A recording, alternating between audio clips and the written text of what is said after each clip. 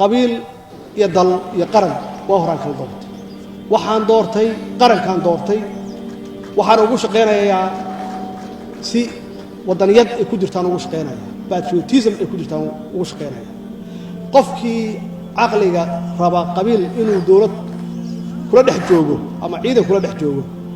ogaada meel iga qora waa qof xanuunsan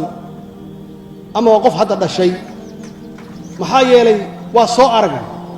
ciidan iyo dal ku dhisan wadaniyad iyo mabaadii guud waa soo arag mabaadiidii wadaniyadda laga tagayna waa soo aragnay oo aan qabiil ka aadnay burburkeedii iyo dhibkeedii iyo halaageedii iyo qaxeedii waa soo aragnay oo ay gaarsiisay saraakiil badan oo pilots ahaa inay baadiye iska aadaan xoolaha iska raacaan meeshii awoogood ay uga soo tageen qarniyo hore dib ugu noqdaan ama ay suuqyada ku iibiyaan